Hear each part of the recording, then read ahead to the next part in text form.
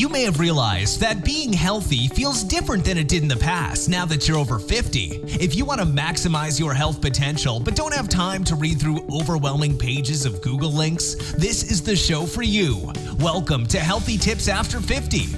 We love doing the research, finding solutions, talking to health experts, and learning what works and what doesn't. Now, your host. She spent the last 25 years dedicated to feeling her best and is here to share her best findings with you, Susan Rosen.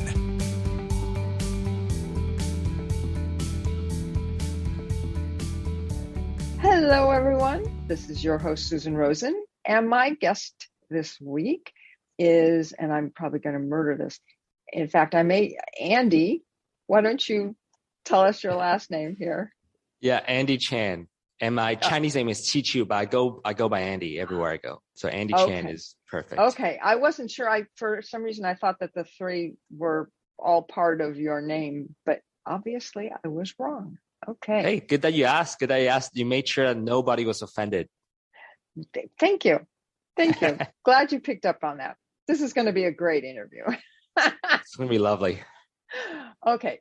So let me tell everybody a little bit about you, which is Andy has a genuine passion for making a positive impact in the fitness industry through learning and sharing different unique methodologies. He currently teaches education courses on behalf of companies such as the National Academy of Sports Medicine, TRX, TriggerPoint Performance, and Power Plate. He has made guest appearances in Hong Kong television. In Hong Kong television shows, my mistake, as well as presenting at different public fitness events. Okay. So do you help some of these companies in creating their products or maybe their programs or all of that? Yeah, sometimes we do, but mostly I deliver education courses for them. So usually these companies, they would have 1 day, 2 day, or a few weeks of courses, of education courses that coaches would like to enroll in to learn more about their respective training philosophy. And so I'll deliver education content on behalf of the companies. Okay. And when you say education content, is that how to use the products or why they develop them or who they're for? Or yeah, all of that, because I think that, nowadays, if you go online, if you look at different fitness instructors, or even if you walk inside the gym, there are thousands of different equipment available. So I think what we ought to do is to really learn about the product or training philosophy from the inside out, so that we can just kind of introduce to the trainers so that they understand what this tool is for and how to use it, so that they don't just kind of go in and do random stuff with it, as they often do. Yes. I know exactly. And a lot of these things, I know like TRX I'm familiar with. You can really get hurt with that if you don't know what you're doing and you try and start using it on your own. Yeah, although I would say that the most of the times, the saying that you might get hurt without a trainer is often used as a scare tactic applied by the commercial gym trainers, because, in all fairness, it's quite difficult to get hurt in the gym just because you're not really lifting that heavy if you're just going on your own, really. But you're right, there's still a chance of injury because you could accumulate bad posture and it could accumulate and you could get pain, as often is the case. But I would say, yes, that's why we're there, to make sure that we educate others, we empower others. So my whole training philosophy is I want to teach people a philosophy or just some guiding principles so that they can use this to look at different movements. Because, what I think is a waste of everyone's time is people thinking that I need a trainer to be with me for every single exercise, because turns out there are just overall guiding principles that we could follow so that we would know, regardless of the movement we're doing, we'll know whether we're doing it right or not. And that's what I'm passionate about. No, and I would agree. I just think that there are some things, and like I say, TRX is really the only one. Actually, I think I've seen Power Plate before as well, but TRX, because of the way it is, and you're kind of up off the ground and stuff, if you don't have someone showing you the correct way to do it, right? I'm not saying that somebody has to be there with you for the rest of your life whenever you use it, but someone needs to show you how it works. Someone who maybe uses it, a trainer whoever. Don't just get on there and try and guess about what you're supposed to do. Because I know for myself, I felt like I was going to hurt myself, and I even had the trainer there. So. Sure. Well, guess what? I'm going to take that one step further and ask that usually, if you do TRX exercises or any exercises, for anyone that's listening, whenever you hire a trainer in those trial sessions, the trainer is going to ask you to do stuff, right? Do this exercise, do that exercise. Next time, you need to ask that trainer, so show me 10 repetitions first. Because guess what? A lot of the trainers actually cannot do the exercise. They're very good at prescribing exercises. What you're going to see when they do 10 of them, they're going to be shaking. And that's when you know, hey, I want the next guy because I want 10 perfect demonstration. Yeah. Okay. That's good tip number advice. 2, find someone who can actually do the exercises. Yeah.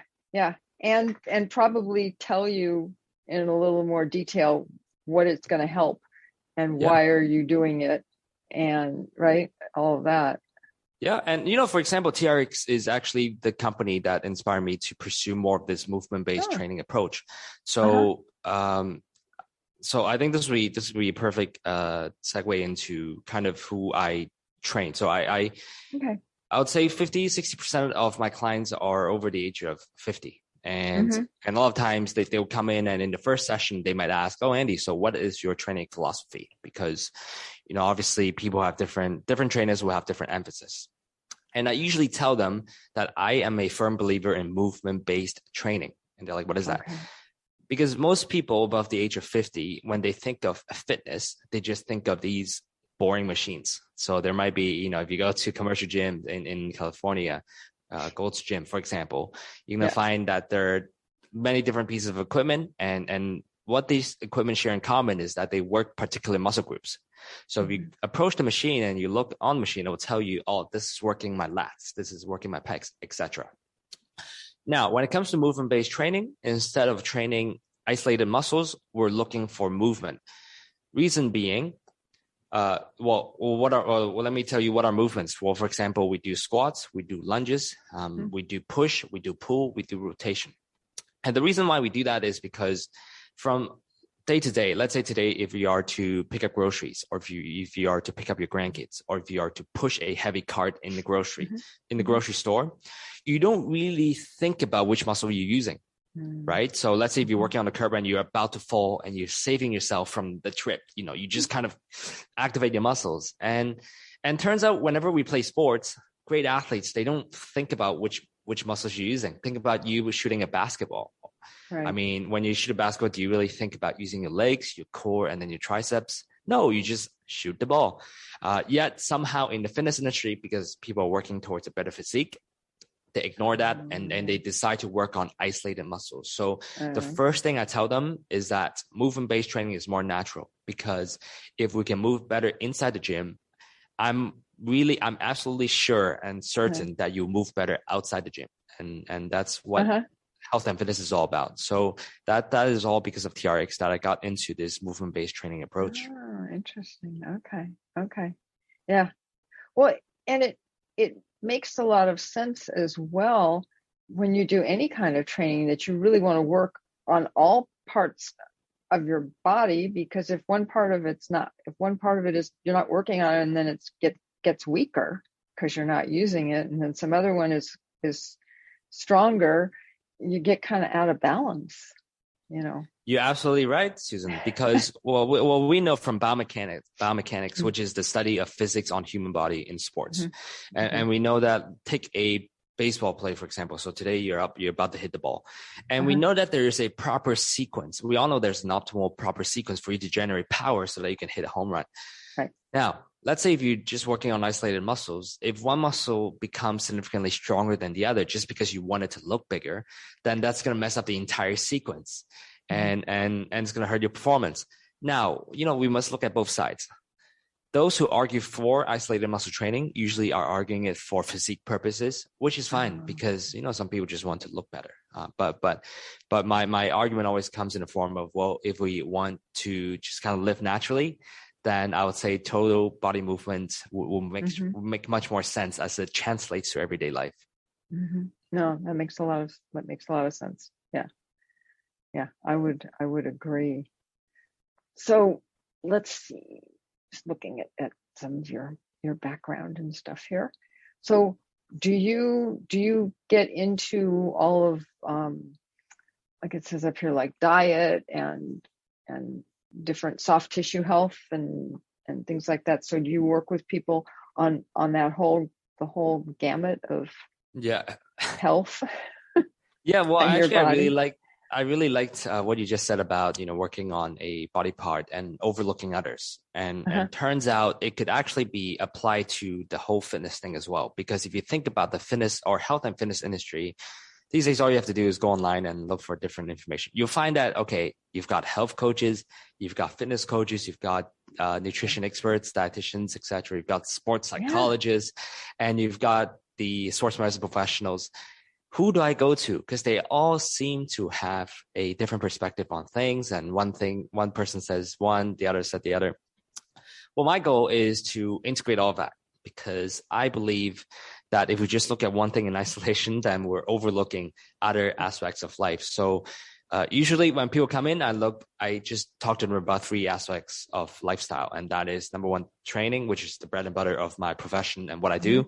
And we talk about their diet, and then we talk about the way they manage their emotions. So 3 things that we look at, assuming that they're normal, because I don't diagnose any problems. And as I said, you're not a doctor. Yeah, I'm not a doctor, not a physician.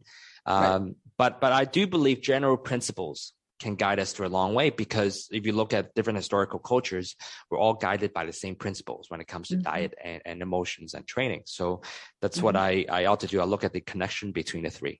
No, that makes a lot of sense. That makes a lot of sense, because if you're not eating well, and if you're not getting some kind of exercise, then the odds are you're not going to be very happy. Yeah, you're absolutely right.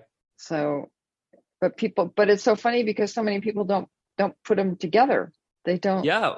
Well, I can tell everyone, before this conversation, before we started recording this podcast, we're just chit-chatting, me and Susan. And we were talking about the political situation. And I just want to use this example to illustrate how our diet and emotions and our training are actually linked, right? So politics is a topic that, it triggers us. I think for most people, it just gets us going, regardless of whatever we believe in. And I want to start by talking about 2 nervous system responses. So in the brain, we have the fight or flight, and we have the rest and digest, which we probably have heard of.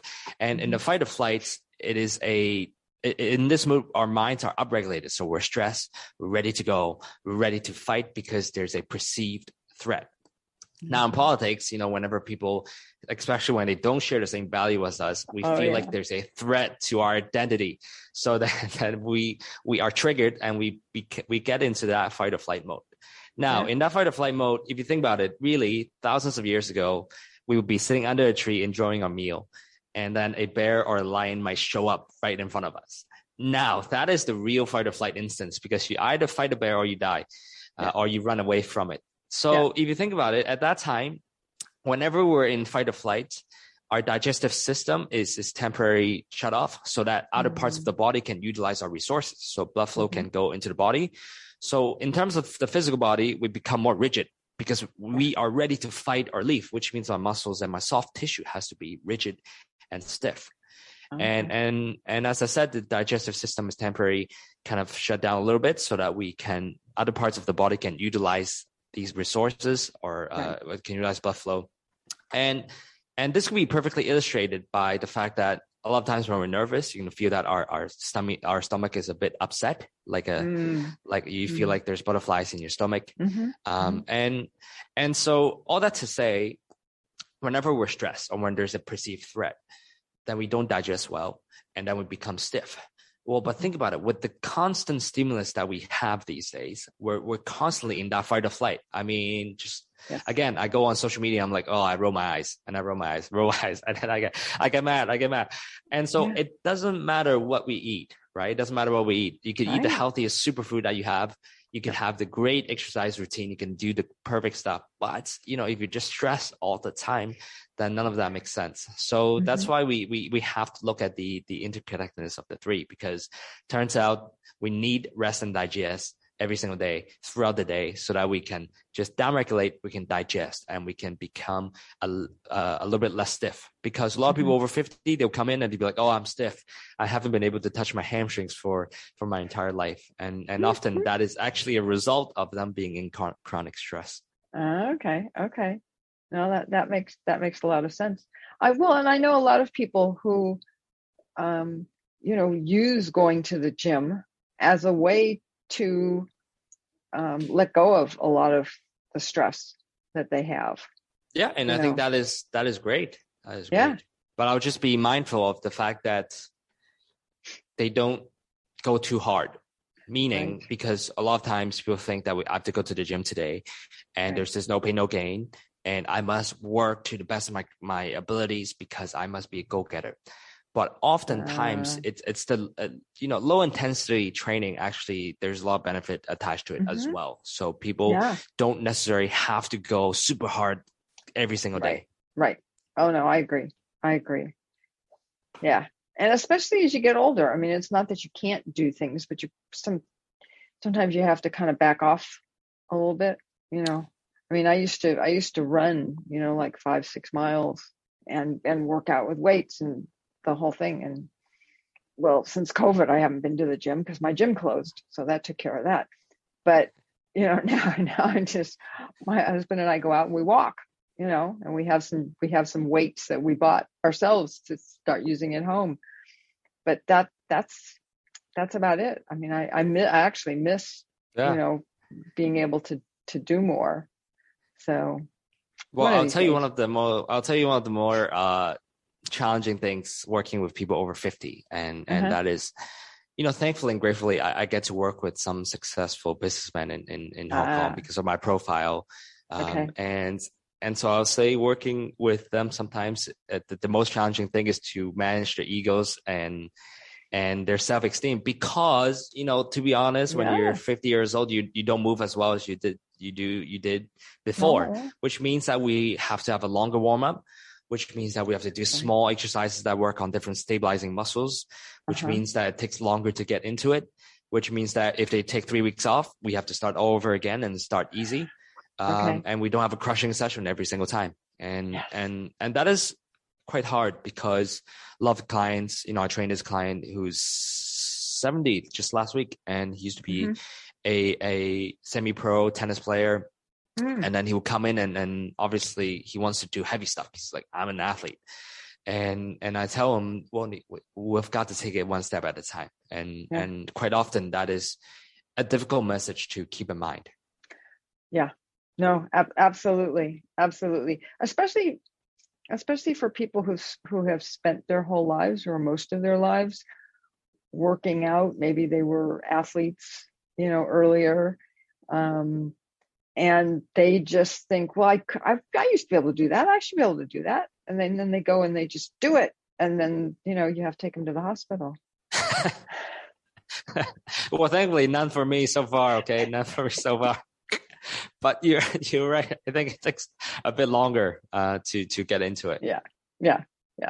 No, I understand. I meant the ones not the ones training with you, the ones who just go and to the gym themselves. Right. Yeah, and just go at it, and I say, no, you gotta plan it out, take it easy first. Oh yeah, absolutely. I mean, because going to the hospital is probably a little bit extreme, but it's very easy to pull a muscle or strain something or. Yeah, it is very easy, and let me explain why. Because I think so now that we've established we need to warm up. But we haven't really talked about why we need to warm up. And that is, if you think about, again, let's build on what we've talked about so far, which is the fight or flight. And I'm upregulated, I'm downregulated. When I'm upregulated, which means I'm stiff, you sit in the office, you sit in your chair, you're reading the news, you're watching TV, you just idle, okay? You're sitting there.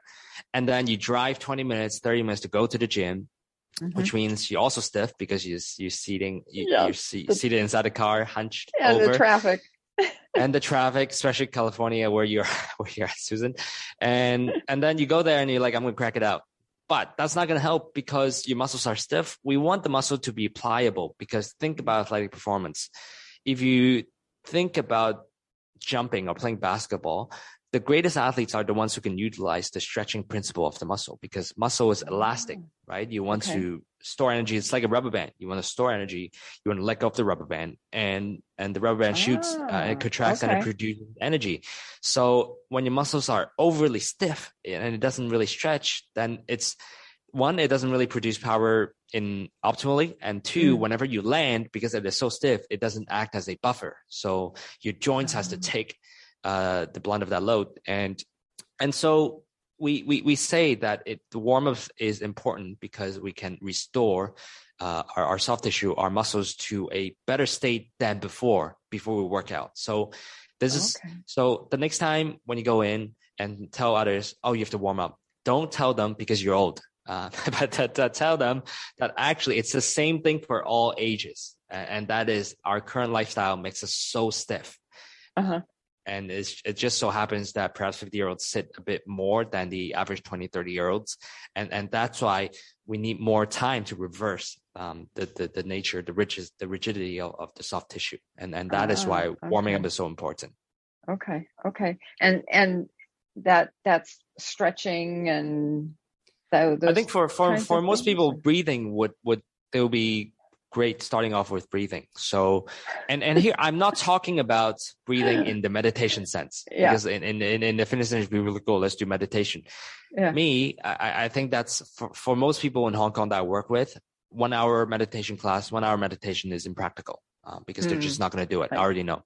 And so what I propose is they do breathing exercises throughout the day. So here in Hong Kong, many skyscrapers, you've got to wait for the lift for at least 3-4 minutes. And to me, 3-4 minutes is fine.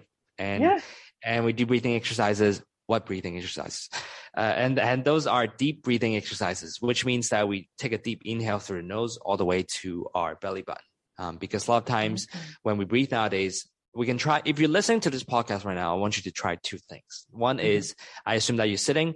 So now try to hunch over and just try to take a deep breath through your nose and then exhale.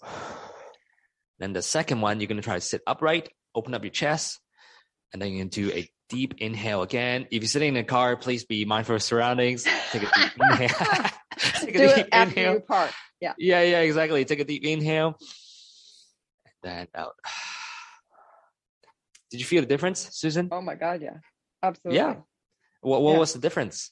Well, first off, I could take a much deeper breath.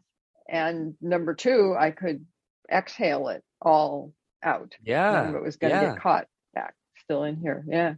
Yeah. So our body position actually dictates how the depthness of our breathing. And so you see that again, these two are linked, because nowadays we sit in a hunchback posture. So in a hunchback posture, we take shallow breaths. And when we take shallow breaths, we get stressed. And when we're stressed, we look at the news, we get more stressed. And so the first thing that we need to do is breathing, deep breaths, and that begins by us being in upright, open posture. So I do this when I'm waiting for the elevator, and most importantly, I do this before and after my meals. You know how like sometimes nowadays we cook a meal, or if we eat outside, we order our meals, and we just sit down. Most people would just look at their phones, just to kill time. Oh, let me look at the phone to see if there's anything new, because they cannot stand the boredom that comes with doing nothing, obviously. And I don't have that problem, but there are a lot of younger people in particular. Yeah, exactly. And I tell them that it's fine. You should just do nothing, because if you stress yourself out, you're not going to digest food very well. But it's the fear of missing out that's coming into play. Yeah. But yeah, definitely breathe throughout the day. Yeah, no, that makes a lot of sense. Breathing, period. It makes a lot of sense. I mean, it helps you to stay alive. Yeah. Minimal breathing helps you stay alive. But if we don't fully utilize, the power of breath, then we're just stressed all day. Yeah. Oh no, exactly. But even then, taking deep breaths, during the day, it just makes your brain do better and everything. It does. And I think most importantly, it is manageable and it is applicable, because one of my pet peeves in the fitness industry is that people come on and they share about 1,000 things that they should do. And if you think about the 10 things that they tell you to do, 9 things you won't do. I mean, you would do for like 2 days. And then the third day, you'll be like, I'm going to give up. But if you think about breathing, I mean, seriously, I think you could do it anywhere. And I don't see anyone not applying it, at least the people that I train. Because I just tell them to work on, 2 things in the elevator. 1, when you're waiting for the elevator, you work on your breathing. 2, when you're in the elevator, you work on your balance, assuming that no one is in the elevator. Yeah. Now, I understand in the US, people don't necessarily live in an apartment complex with an elevator, but whenever they have a minute or 2, let's say if they're just waiting for a table, you just stand on one leg. Now, I understand. Yeah, because for most people over 50, we have to start training for better balance and better understanding of the body, better awareness, because essentially we want to minimize the occurrence of falls. And a lot of times in fall prevention, they will talk about the critical importance of balance training. So we do 2 of that in the elevator or whenever we're waiting. Yeah, no, and that makes so much sense. I try and do that as well, and make sure that there's a wall or something I can fall against. Yes. Put my arm up. Yeah. If I do start to go over, because it's easy. Yeah. Yep. Yeah, I think especially if you are in the elevator. Yeah, the elevator, moves it's a a bit little wobbly. bit. Yeah. Yeah. It makes a big difference. It really does. Yeah. Because I think all of these things, it just points to how can we achieve longevity, because like where I'm from, so I used to spend 10 years in the United States, but I'm originally from Hong Kong, from Chinese culture.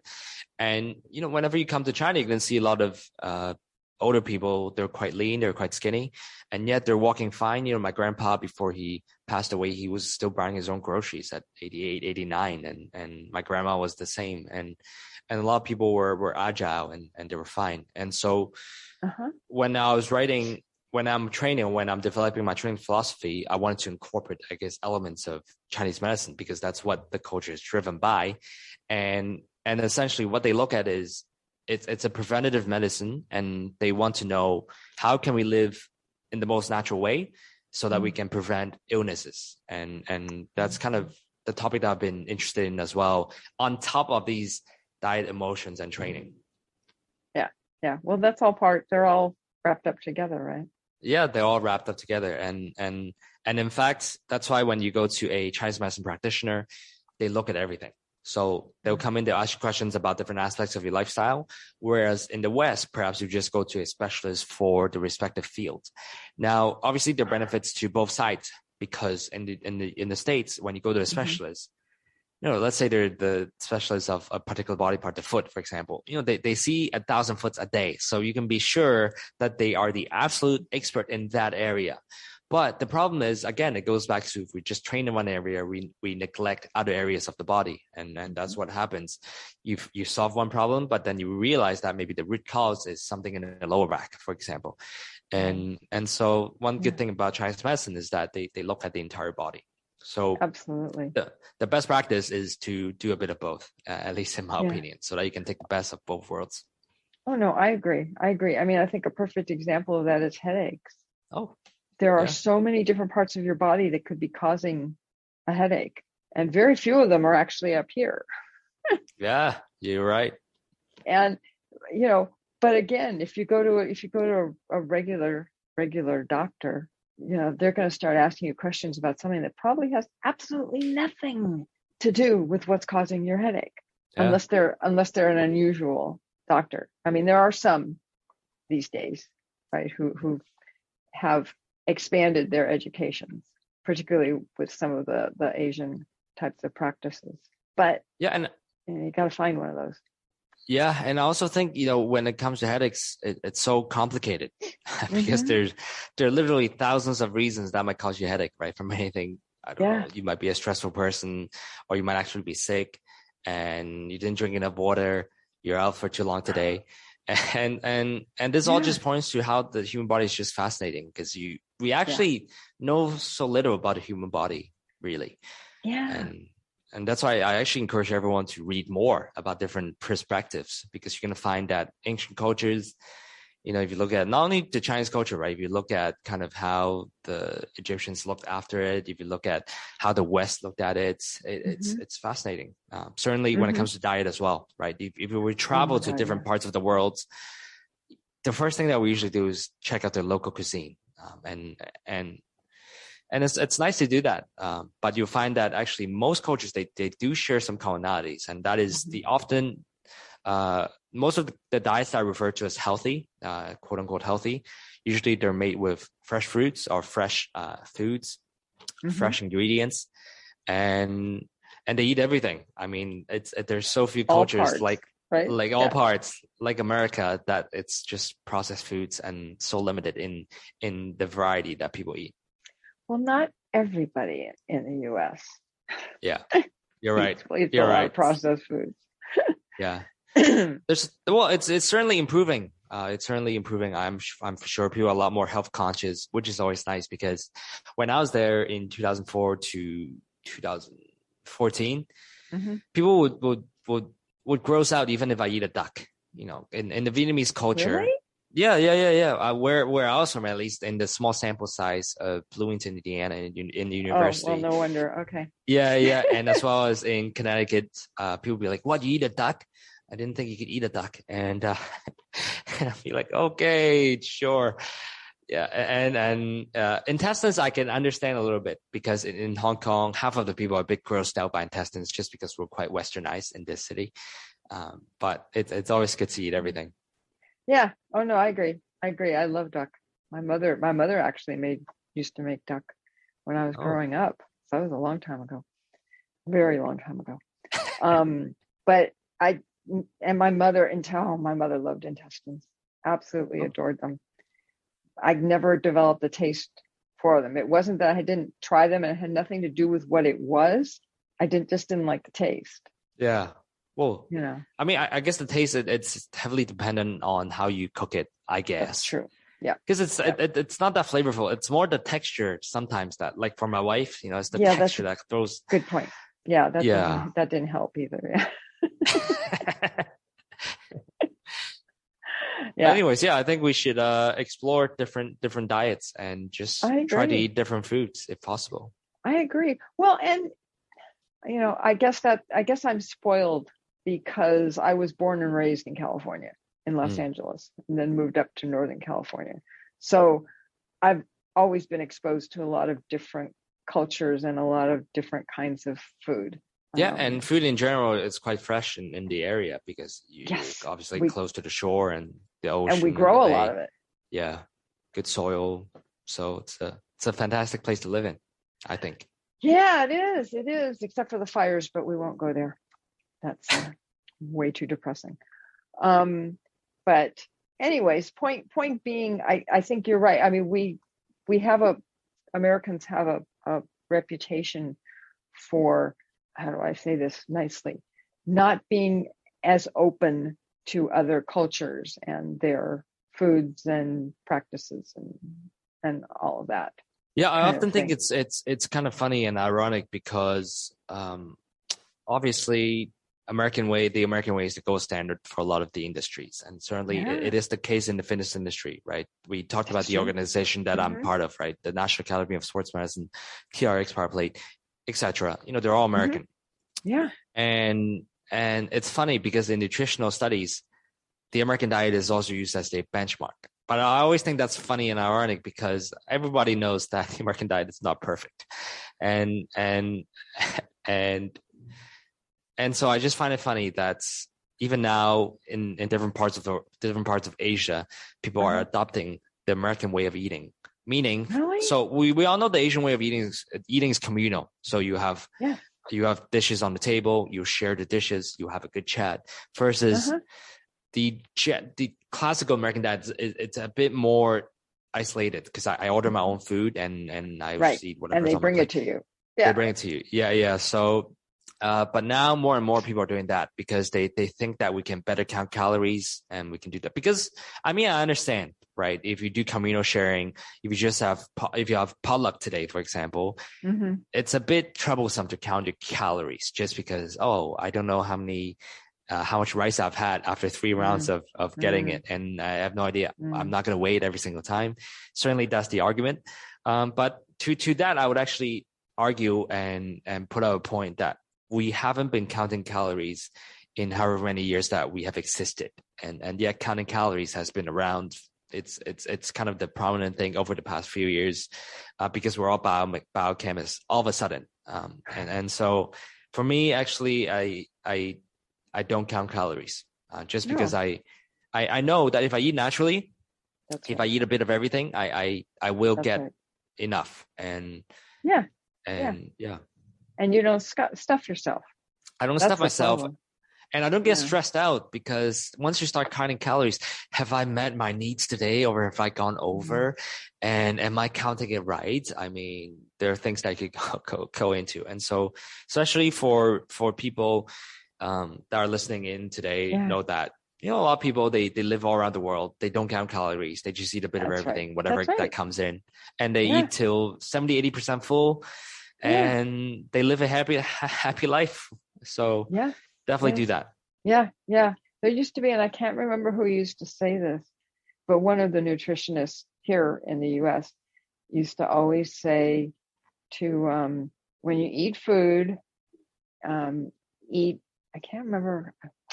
No, I'm not. I'm gonna butcher it. Just butcher it. Just pretend. Yeah. Well, essentially, what he used to say was, eat natural, eat small portions, or no, eat natural and just enough. Yeah.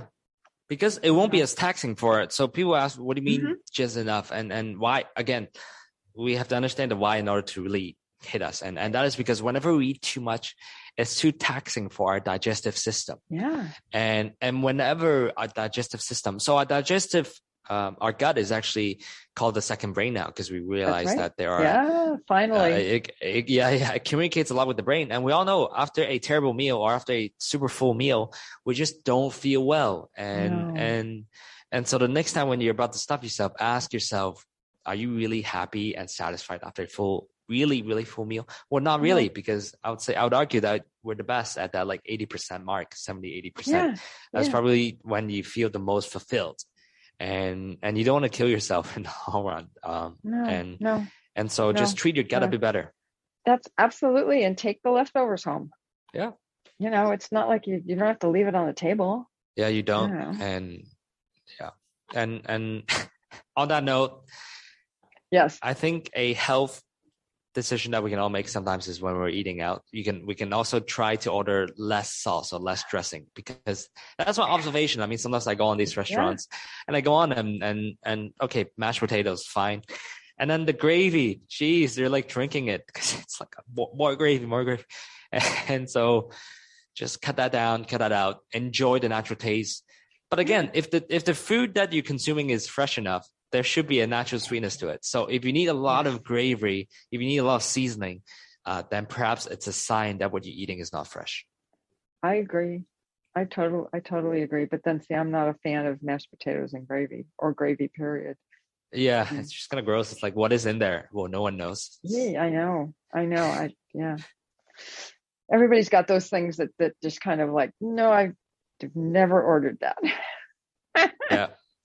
And of course, stay away from processed foods, the usual tips. Yes. And it will also go a long way. Yeah, absolutely. One of the things, though, I know that I've read previously is that raw food is good for you. That's fine. But if you cook like vegetables and stuff just a little bit, it actually starts to kind of break down so that we can digest it better than just having it raw. And it doesn't mean that I have stopped eating raw food, but I always thought that was very interesting. It kind of made sense. You don't want to cook it so much that it's just all the nutrients are gone. But just kind of enough, kind of parboil it, I think is what they call it sometimes. Yeah. I read this book called Deep Nutrition by Chris Shanahan, and she's a physician. Yes, she's really into nutrition studies, and she goes into all that and the benefits of not fully cooking the meat because it activates certain chemicals and things like that. So if anyone wants to check out, feel free to read it.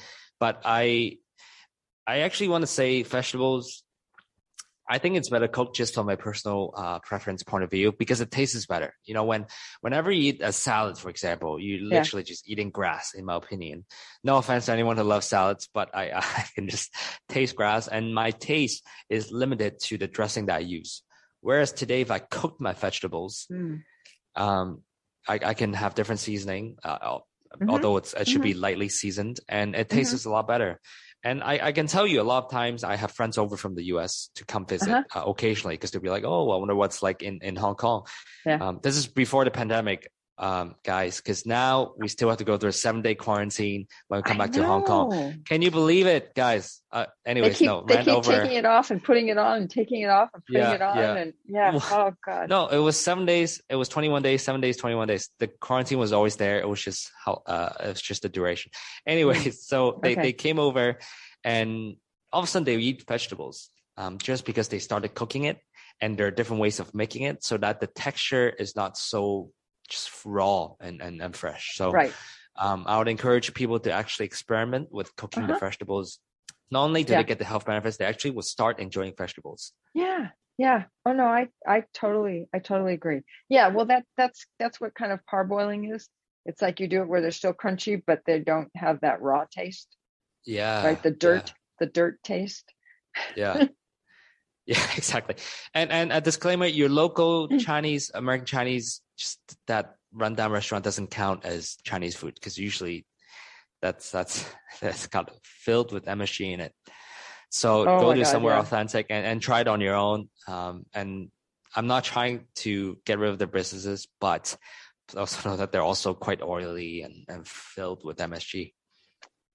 Well, yeah, because they've been cooking for so long for the American taste. Not for the Chinese.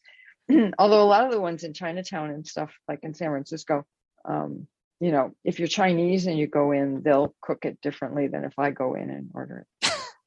Well, even the American ones, I mean, if I go in, I just have to speak some Chinese and then they there you go. Be like, oh, hey, it's one of our kind.